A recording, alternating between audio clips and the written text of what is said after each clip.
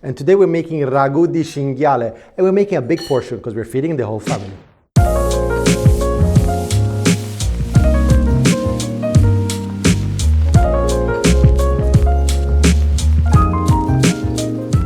Il Ragu di cinghiale, or Wild Boar Ragu, is typical of Central Italy. And the wild boar we're cooking today was actually caught somewhere behind the olive grove over there.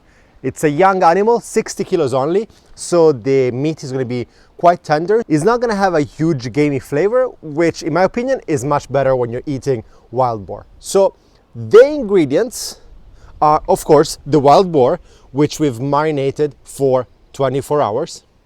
And the marination, of course, is with wine and a selection of herbs and garlic. And this gets to stay in the fridge for 24 hours or overnight, or, as much as you like.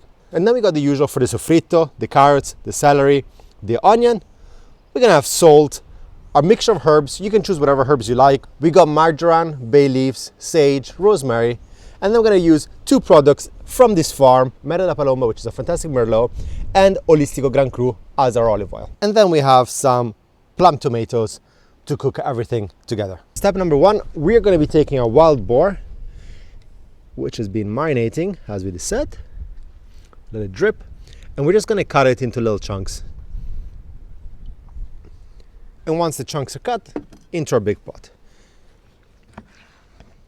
Look at that.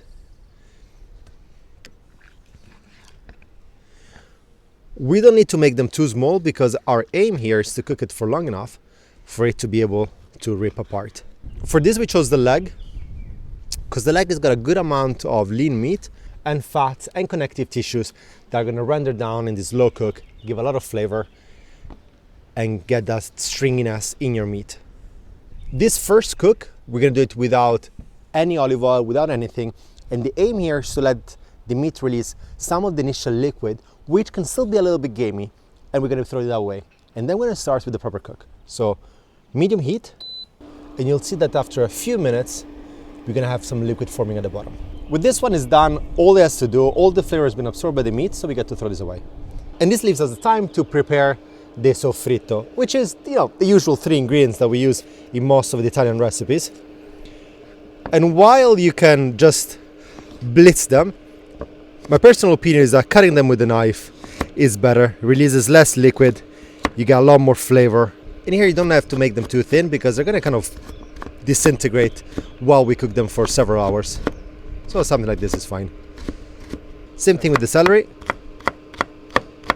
And again, same thing with the onion. Now that the liquid is out, we're going to switch this off for a second. We remove the pieces. When the boar is so young, you probably can avoid doing this step, but it's always good practice to do it. And by the way, this recipe, except for this bit where you're trying to get the gaminess out, can totally be adapted in the same identical way for when you're making ragu with beef. In this liquid, we get to throw it away. And now in the pot, we get to do the sofrito. So abundant extra virgin olive oil, the Holistico Gran Cru, sofrito goes in, and we're gonna let this flavor for about 5 minutes. Just like that. And that leaves us the time to prepare our herbs. For the herbs, I like to put inside a cloth, mainly because of the rosemary. In the slow cooks, if you leave the rosemary just in the pot, then it will lose all its little leaves. So when you remove it, you're just removing the sticks, you're keeping the leaves.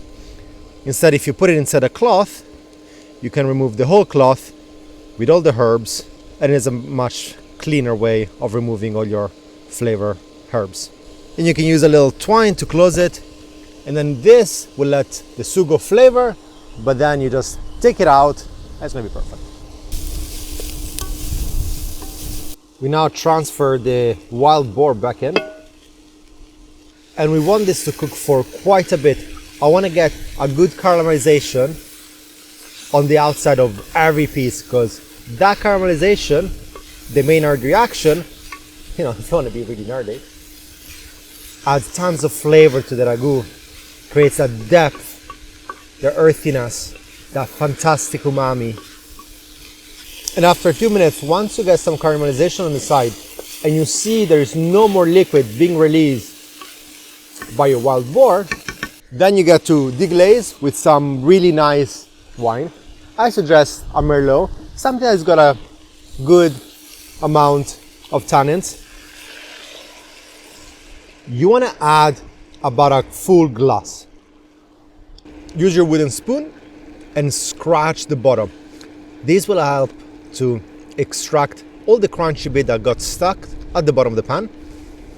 And again, all wonderful flavor. See, this is the caramelization you want. You want all these crunchy bits. And while the alcohol evaporates, you open canned tomatoes. And then we throw in canned tomato, just like that. Our herbs, like that. A little bit of water, we use it to clean. And in fact, we got so much wild boar. Boy, it's getting very windy here. It's getting so much wild boar, we're gonna add another can.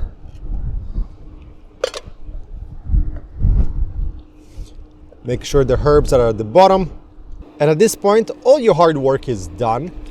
You just get yourself a lid, you lower the temperature, you close it. I can never find a lid that actually fits. Find a lid that actually fits, you close it. Every so often, you stir it, make sure not to burn the bottom, and it's gonna take 4 or 5 hours to cook, and I'll show you what we do next. So this has been cooking for about 3 hours.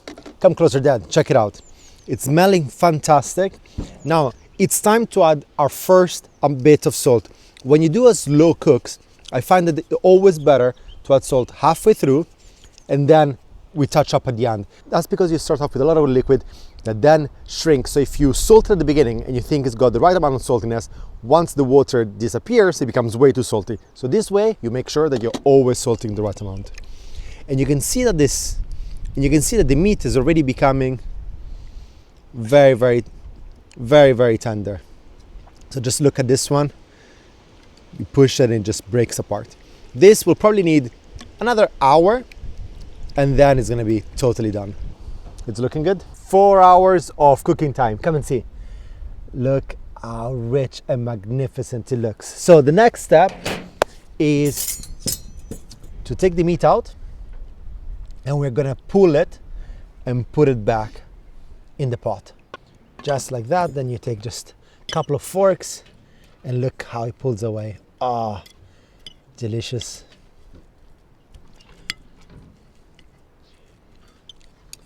And in a plate, 2 forks, it's the way to go, much quicker. And we do this with all the pieces. And then we put it back for the last 20 minutes. Here we're gonna fish out our herbs. And the good thing with keeping it all packed together is that really easy to just pull apart. And while I'm here, I need to taste it.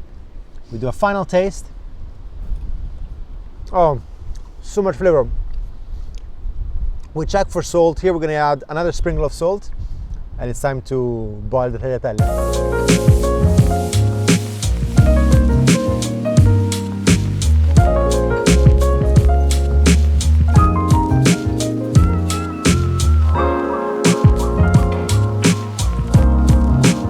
And I'm asking Mom this time to taste what we just prepared. How is it? Buona? Delicious, buonissimo. All right, buon appetito everybody.